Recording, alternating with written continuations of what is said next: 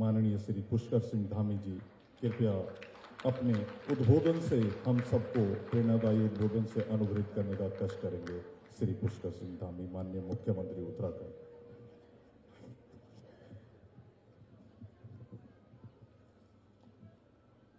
भारत माता की,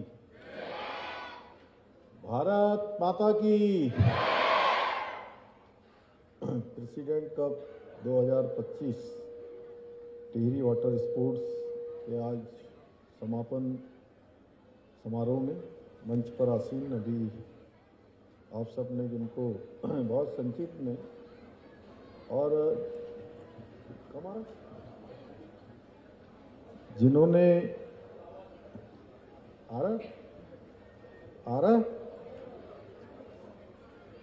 जिन्होंने अभी गागर में सागर भर दिया, आदरणीय सुबोध उनियाल जी, हमारे उत्तराखंड सरकार के वरिष्ठ मंत्री,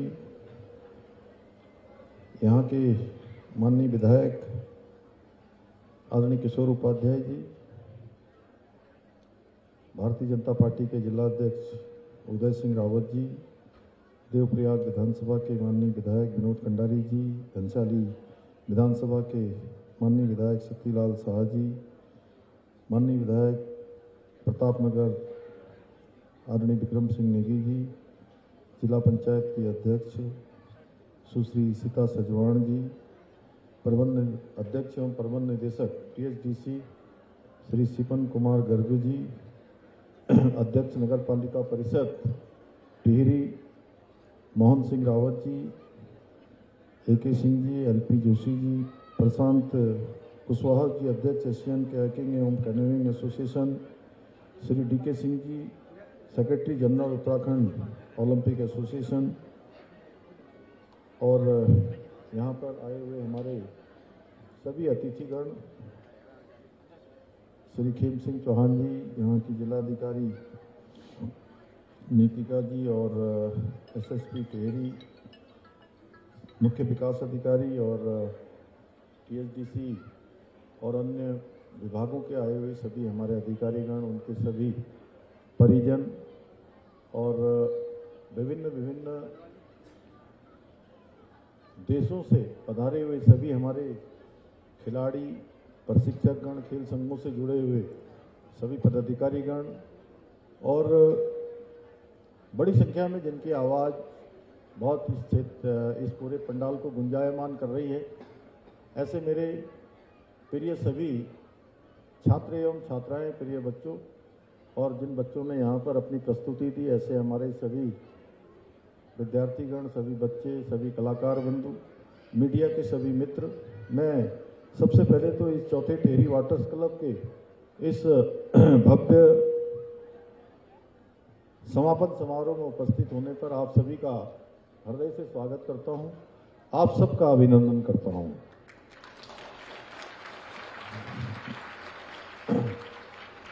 इस अवसर पर मैं THDC, Asian kayaking and canoeing association president और उत्तराखंड ओलंपिक एसोसिएशन सहित सभी आयोजकों को उनके अथक प्रयासों के लिए और समर्पण के लिए भी धन्यवाद देता हूं, जिनकी कड़ी मेहनत से, परिश्रम से और योगदान से ये आयोजन इतना सफल रहा है। साथ ही में सभी प्रतिभाग करने वाले प्रतिभागियों को भी, सभी खिलाड़ियों को, अभी अनेक खिलाड़ियों से वहाँ पर हम सबको मिलने का अवसर प्रदान हुआ, उन सभी खिलाड़ियों को भी मैं बधाई देता हूँ जिन्होंने इस प्रतियोगिता में भाग लिया और अपने उत्कृष्ट प्रदर्शन से हमारे टिहरी क्षेत्र के आसपास के क्षेत्र के लोगों को अपने प्रदर्शन से रोमांचित करने का काम किया। भाइयों बहनों, ये हमारे लिए बहुत हर्ष का विषय है कि टिहरी झील में पहली बार प्रेसिडेंट कप 2025 का आयोजन हो रहा है और इसमें जैसा बताया गया 22 देशों के 300 से भी अधिक खिलाड़ी यहाँ पर भाग ले रहे हैं। इसके साथ ही चौथी बार इस विशाल टिहरी झील में राष्ट्रीय स्तर की वाटर स्पोर्ट्स प्रतियोगिता सफलतापूर्वक संपन्न हुई है। नेशनल गेम्स की भी प्रतियोगिता यहाँ पर संपन्न हुई थी, आप सबको पता है। भाइयों बहनों, मेरा शुरू से मानना रहा है कि टिहरी झील ऊर्जा उत्पादन और जल प्रबंधन की दृष्टि से ही नहीं, बल्कि पर्यटन की दृष्टि से और साहसिक खेलों के आयोजन की दृष्टि से भी हमारे प्रदेश के लिए अत्यंत ही महत्वपूर्ण है। यहाँ की आर्थिकी के लिए, यहाँ के व्यापार के लिए, अन्य जो हमारे काम धंधे हैं उन सभी के लिए भी अत्यंत महत्वपूर्ण है। जो टिहरी झील कभी सिर्फ एक बाढ़ परियोजना के रूप में देखी जाती थी, आज वही टिहरी झील पर्यटन, साहसिक खेलों और स्थानीय आजीविका के लिए भी नए अवसरों का सबसे बड़ा एक केंद्र बन गई है। आने वाले समय में इसको और विस्तार रूप लेना है। अभी मैं देख रहा था, एक मुझे किशोर उपाध्याय जी ने एक पत्र दिया है, उस पत्र में कुछ सुझाव दिए हैं। सच में यहाँ पर कुछ ऐसा महोत्सव जैसा कोई बड़ा आयोजन करवा के इसको हम लोग राष्ट्रीय और अंतर्राष्ट्रीय स्तर पर ले जाने का भी आगे हम लोग प्रयास करेंगे इसके माध्यम से। और हमारा ये प्रयास रहा है कि यहाँ समय समय पर इस प्रकार के कार्यक्रम आयोजित होते रहे, जिससे साहसिक खेलों को बढ़ावा मिलता रहे, बल्कि इस क्षेत्र में पर्यटन गतिविधियों को भी और विस्तार मिले और बल मिले और हमारे प्रतिभागियों को यहाँ पर अपने प्रतिभाओं का प्रदर्शन का अवसर मिले, साथ ही यहाँ के लोगों को काम भी मिले। भाइयों बहनों, खेल न केवल हमारे युवाओं के शारीरिक और मानसिक विकास के लिए बहुत महत्वपूर्ण है, बल्कि खेलों के माध्यम से जो जीवन में सीखने को मिलता है, अनुशासन है, टीम वर्क है, संघर्षशीलता है और लगातार टीम स्पिरिट, ऐसे गुणों का विकास खेलों के माध्यम से होता है।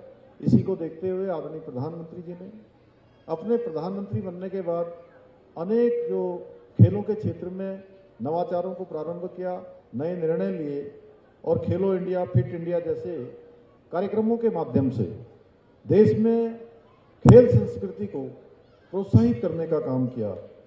आज आदरणीय प्रधानमंत्री जी के कुशल नेतृत्व में भारत खेलों के क्षेत्र में नई ऊंचाइयों को छू रहा है और वैश्विक मंचों पर खेलों के क्षेत्र में भी एक नई शक्ति के रूप में उभर रहा है। अब दुनिया का कोई ऐसा खेल का मैदान नहीं है जहां भारत के खिलाड़ी भारत का तिरंगा शान से न लहराते हैं, अपने खेलों का उत्कृष्ट प्रदर्शन न करते हैं। खेलों को लेकर पहले देश में इस तरह का माहौल था कि लोग कहते थे कि 140 करोड़ जनसंख्या का देश, खेलों के प्रदर्शन में कोई उपलब्धि नहीं बल्कि शून्यता रहती है। परंतु आज आदरणीय मोदी जी के नेतृत्व में इस धारणा को बदल के रख दिया है। किसी देश में खेलों का इकोसिस्टम कितना बेहतर है, कैसे खेलों का इकोसिस्टम काम कर रहा है, वो इस बात से पता लगता है कि ओलंपिक में देश की तरफ से क्वालिफाई करने वाले खिलाड़ियों की संख्या कितनी अधिक है। 2012 में लंदन में हुए ओलंपिक के लिए भारत के 83 एथलीट क्वालिफाई हुए थे, लेकिन मोदी सरकार के रहते हुए ओलंपिक रियो जेनेरियो में 2016, टोक्यो 2020 ओलंपिक और पेरिस 2024 ओलंपिक के लिए क्रमशः 117, 126 और 117 खिलाड़ियों ने क्वालिफाई किया। आदरणीय प्रधानमंत्री जी के दिशा निर्देशन में उनके ठोस प्रयासों का नतीजा है कि भारत ने 2023 में चीन में संपन्न हुए एशियाई खेलों में भी रिकॉर्ड 107 पदक जीते। आज आदरणीय प्रधानमंत्री जी के मार्गदर्शन में नए जोश के साथ भारत 2030 में अहमदाबाद में कॉमनवेल्थ गेम्स की मेजबानी करने जा रहा है, जो हमारे देश के लिए एक बहुत बड़ी उपलब्धि है। आदरणीय मोदी जी का खेलों के प्रति प्रेम का अंदाजा इसी बात से लगाया जा सकता है कि उनके नेतृत्व में आज खेलों का बजट पहले के मुकाबले 1 गुना नहीं, 2 गुना नहीं, बल्कि 3 गुना बढ़ गया है।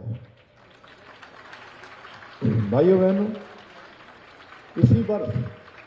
इसी वर्ष हमको भी एक बड़े आयोजन का अवसर मिला, राष्ट्रीय खेल प्रतियोगिताओं के आयोजन का अवसर मिला। हमने उसकी मेजबानी करी और हमारे राज्य के अंदर 38वें राष्ट्रीय खेलों का भव्य एवं सफल आयोजन उत्तराखंड को देवभूमि के साथ साथ खेल भूमि के रूप में भी स्थापित करने का उस हमारे राष्ट्रीय खेलों ने मार्ग प्रशस्त किया। और इस बार के राष्ट्रीय खेलों में हमारे खिलाड़ियों ने बहुत ऐतिहासिक उपलब्धि हासिल की। 103 पदक जीतकर पहली बार राष्ट्रीय खेलों में 7वां स्थान बनाकर इतिहास रचने का काम किया। और इसी से प्रेरित होकर हमने राज्य के अंदर हमारे खिलाड़ियों को और अधिक अवसर मिले, उनको अच्छा प्रशिक्षण मिले, उसके लिए राज्य में विश्वस्तरीय स्पोर्ट्स इंफ्रास्ट्रक्चर विकसित करने का प्रयास किया है। इसी का परिणाम है कि आज उत्तराखंड में राष्ट्रीय स्तर की ही नहीं बल्कि अंतर्राष्ट्रीय स्तर की खेल प्रतियोगिताओं के आयोजन को करवाने में भी आज हमारा राज्य सक्षम बन चुका है।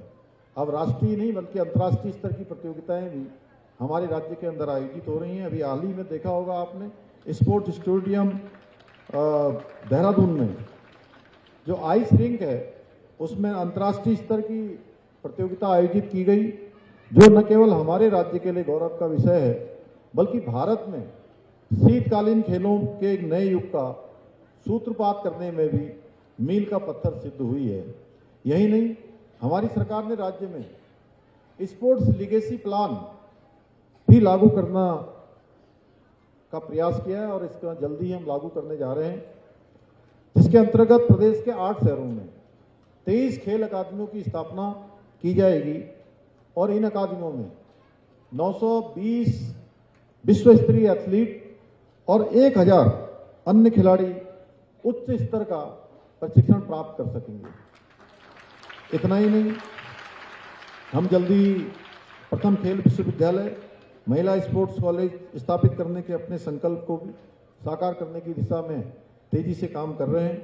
भाइयों बहनों, प्रदेश में खेलों के समग्र विकास और खिलाड़ियों को प्रोत्साहित करने के उद्देश्य से हमने प्रदेश के अंदर नई खेल नीति भी लागू की है। नई खेल नीति के अंतर्गत राष्ट्रीय और अंतर्राष्ट्रीय स्तर पर पदक विजेताओं को सरकारी नौकरी की सुविधा दी जा रही है। यानी कि अब अच्छा प्रदर्शन अगर खेलों में करेंगे तो निश्चित रूप से उनके करियर का भी संपूर्ण ध्यान इस नई खेल नीति में किया गया है, पूरा ध्यान रखा गया है। इसके साथ ही आवासीय स्पोर्ट्स कॉलेजों में अध्ययनरत खिलाड़ियों को निःशुल्क प्रशिक्षण एवं शिक्षा तथा प्रतिभावान युवाओं को प्रोत्साहित करने के लिए खेल छात्रवृत्ति जैसी सुविधाएं भी आज प्रदान की जा रही हैं।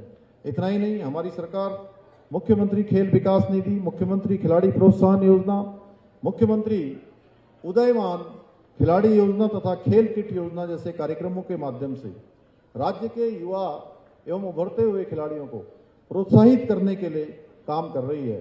इसके अलावा हम उत्तराखंड खेल रत्न पुरस्कार, हिमालय खेल रत्न पुरस्कार प्रदान कर खिलाड़ियों को सम्मानित भी कर रहे हैं।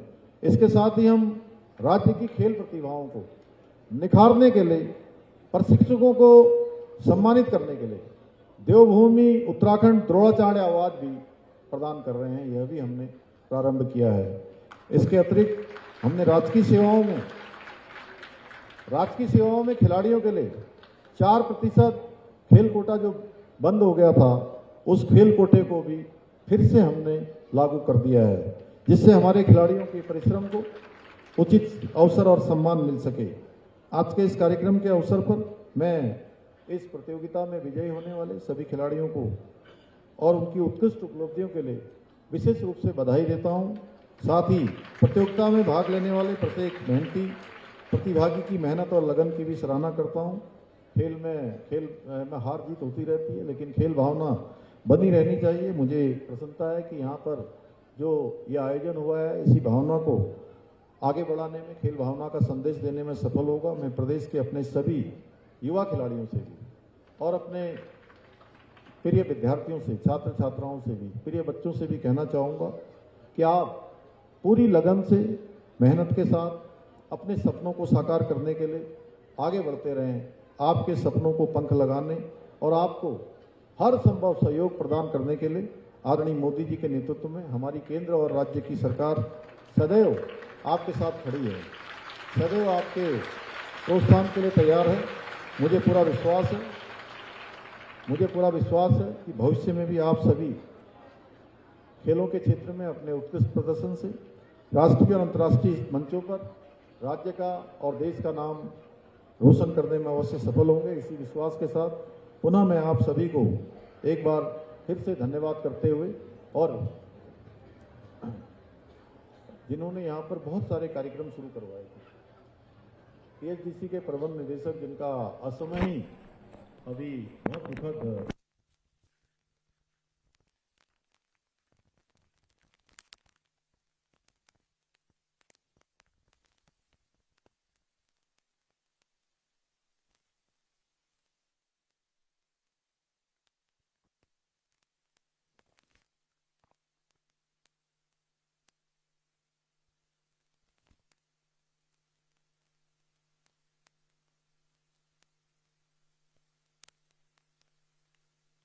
तो संजय और मन भावुक है कि आज वो हमारे बीच में नहीं है। बिल्कुल अभी असली उनका देहांत हो गया। मैं भगवान से प्रार्थना करता हूँ कि भगवान उनके क्षेत्रों में स्थान दे, और टीएचडीसी के हमारे अधिकारियों को भी कहूँगा कि जिस भावना से उन्होंने काम किया उसको आगे बढ़ाने की जिम्मेदारी अब हम सबकी है। जो उन्होंने अपने जीवन में सपने देखे थे, जो इस क्षेत्र के लिए, यहाँ के लिए, संस्थान के लिए, उन सपनों को पंख लगाने की जिम्मेदारी हम सबकी है। हम सब उसको आगे बढ़ाएंगे। भगवान उनको अपने चिंतन में स्थान दे, और उनके परिजनों को जो असमय कष्ट आया है, दुख आया है, उस दुख को सहन करने की शक्ति प्रदान करे। ओम शांति, ओम शांति। इसी विश्वास के साथ आप सभी का धन्यवाद करते हुए मैं अपनी बात समाप्त करता हूँ। धन्यवाद।